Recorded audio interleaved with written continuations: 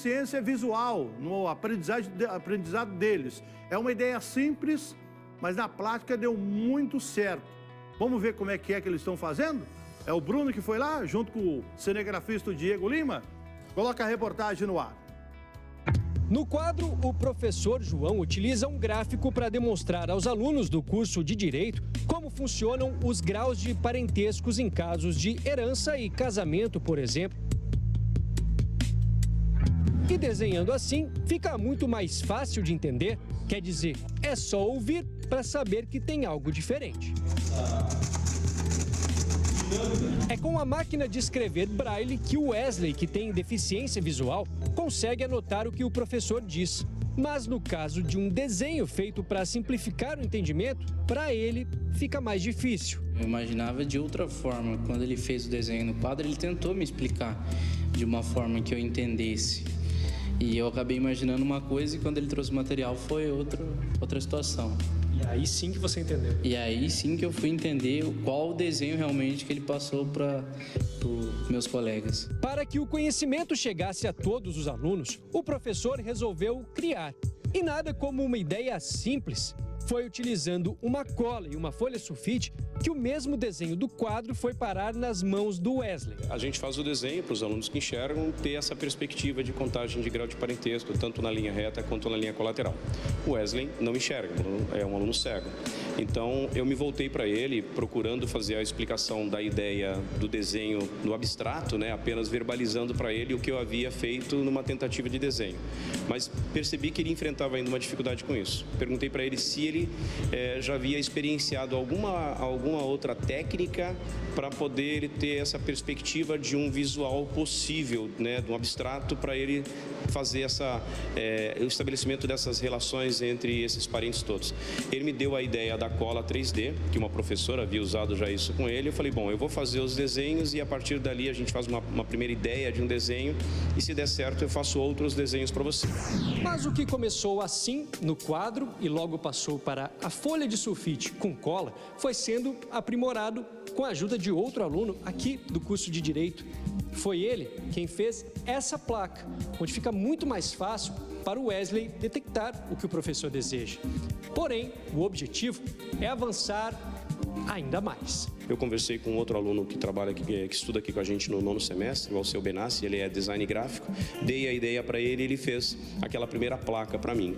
Só que aquela placa ela tem ainda uma desvantagem de eu ter ali referenciais fixos, né? Facilita para ele poder enxergar ali, mas a ideia agora é melhorar aquela placa, colocar ela talvez um pouco mais ampla, fazer essas circunferências assim vazadas em que eu possa colocar peças, substituindo em que eu possa fazer essas relações variadas de parentesco, seja para estabelecer linha reta, seja para estabelecer na linha colateral, mas com múltiplas possibilidades de combinação a partir de uma mesma placa, mudando esses referenciais. Eu falo em parentesco, eu tenho que sempre ter uma pessoa relacionada com outra para saber quem é parente de quem, que grau é, em que linha que é.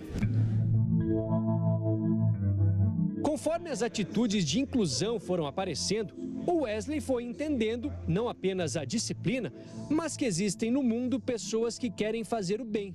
E olha que ele sabe que elas nem sempre aparecem. É muito gratificante, porque às vezes você, em determinados momentos do curso, você pensa até em desistência, né, por falta de dedicação por alguma das partes, não por maldade de professor, não, mas talvez por falta de conhecimento. E quando você acha uma pessoa que está disposta a te ajudar, te dá mais garra e força para poder continuar no curso. Isso não é fácil de encontrar nem aqui dentro da sala e nem lá no mundo lá fora. Nem aqui dentro da sala, nem no mundo lá fora. O Wesley está no 7º semestre de Direito de uma universidade de Maringá. Hoje, com todas as ajudas que recebe, ganha ainda mais força e confiança para perseguir o sonho, o de se tornar juiz. O próximo passo agora é concluir o TCC, fazer a OAB, atuar um pouco e fazer concurso para magistratura. Quem sabe daqui a um tempo a gente volta a filmar você, só que agora como juiz. Se Deus quiser.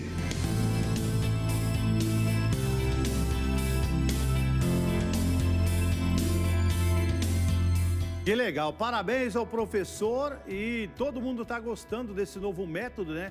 A gente vê que essas pessoas aí, eles são muito inteligentes, né? O que a gente não consegue ver, eles conseguem enxergar pra gente. Por exemplo, você pega um prédio, vamos subir aí no 4º andar de um edifício. Eu chego ao 4º andar e não sei quantos degraus eu subi, entendeu? O deficiente visual conta e ele fala para você, ó, nós subimos tanto degrau, entendeu? Ele sabe, por exemplo, a hora que ele sai do terminal, que ele vai ter o caminho à esquerda, que ele vai pegar a Gilberto de Carvalho, que ele vai ter acesso, por exemplo, na Avenida Brasil, e no meio do caminho ele já sabe que tem um ponto de ônibus, que na outra vez ele bateu porque botaram o ponto de ônibus no meio do caminho dele, que tem um buraco ali na frente, entendeu? Então, parabéns. Eles não me enxergam, mas eles escutam e eles acompanham o nosso programa todos os dias. Parabéns para vocês. E quando eu chego perto do deficiente visual, eu só falo assim, ó, tamo junto! Ô, Salsicha! É você que tá aí, me dá um abraço aqui. Então, parabéns. Eu era da comunidade ali do Jardim Cidade Alta, e eu sempre ia lá no Cidade Alta 2, que tem uma igreja, que tem uma missa no domingo lá. E quando um dos que tocava lá é um deficiente visual. Ele e a filha dele, a família dele são deficientes. Mas, por exemplo, quando dava problema num cabo de som, era ele que consertava. Nós via que ele não estava enxergando nada, mas o cabo funcionava e a caixa de som para ele tocar funcionava. Se fosse eu lá, com os 2 olhos aqui tentando fazer, não ia conseguir fazer. Então, parabéns para eles. São pessoas inteligentes, pessoas que com certeza têm um futuro grande pela frente.